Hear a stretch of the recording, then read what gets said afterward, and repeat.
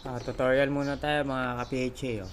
Bukod dito sa Roborovsky Blue natin na mga blue pied, ayan. Ito papakita natin yung isa sa mga experiment natin. Okay. Bali itong mga winter white na to, lahat yan is male. Okay. Kung mapapansin nyo, merong mga branches yung yung bean cage nila. Okay? Ngayon, mapapansin nyo, dahil lahat sila is male, mapapansin nyo, bawat sulok, merong parang pinaka-nest nila, di ba? Ibig sabihin yan, ang mga male kasi, pagka dumating na sa edad na, sa age nila na 4 to 5 months, nagbubuo na sila ng pinaka-nest nila, katulad niyan. Makikita nyo, sa sulok na yon meron ng parang nest nung isa, tapos dito may hukay. Ibig sabihin mga ginawa na nilang teritoryo, katulad niyan. Ayun, yung isa nasa kabilang side, yung isa nandun, yun galing kanina siya doon. Sa tingin ko yung isa na yun doon. Ngayon, ang purpose kasi niyan, kapag may mga nilalagay ko yung ganito, katulad na lang ng mga accessories, dun nagkakaroon ng territorial marking yung mga hamster natin. Okay? Nagets nyo yung ibig kong sabihin? Kapag may mga accessories yan, mas malaki yung chance na mag-away yung mga pinagsama-sama yung colony. Okay? So ito, papaliwanag pa natin, papakita natin. Kasi baka sabihin nung iba, against lang tayo sa mga accessories. Hindi po. So ito, pakita natin. Sa kabilang lalagyan na natin, mas marami sila dyan. Ngayon, mapapansin nyo, walang accessories yan.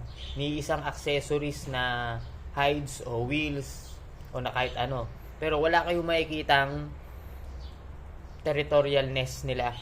Okay? Kasi, ang mangyayari niyan, nasa isang lugar lang sila para sa nest nila. Katulad niyan, siguro doon kasi nandun sila lahat eh. Ngayon, mapapansin nyo, isa lang din yung ihian nila nandun sa side na yun, sa left side. Doon lang sila umiihi, doon lang sila tumatae.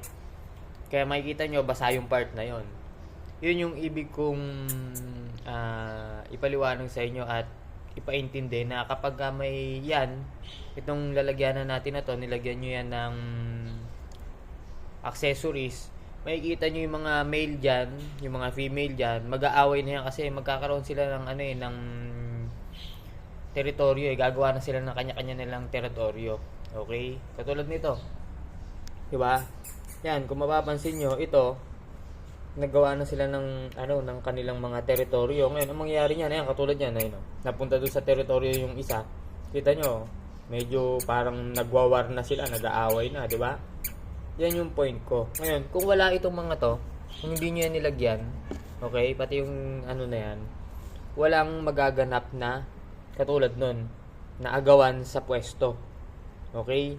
Kasi, in-experiment ko to, kaya ako nilagyan ng mga ganito para malaman ko kung gagawa sila ng kanilang teritoryo kahit na matagal na sila magkakasama. Itong mga to, matatagal na magkasama. Hindi nag-aaway, pero simula nung nilagyan ko ng mga ganyan, ng pwede nilang gawing teritoryo, yung mga gawin nilang nest, katulad nito, ayan, makita nyo, medyo may nag-aaway na sa kanila. Okay?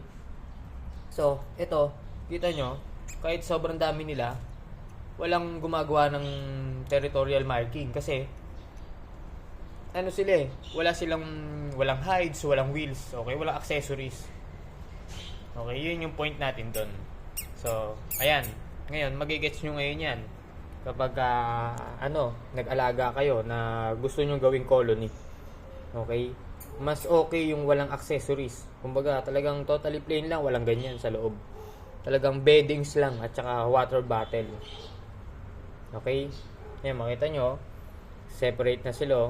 Doon yung teritoryo nun. Ito, sa tingin ko, ito, yun yung kanya yung tinanggal natin Tapos ito dito.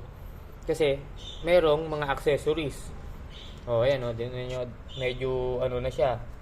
Pagdating sa teritoryo niya, medyo nag-aagawan na sila sa pwesto nila dahil may mga accessories.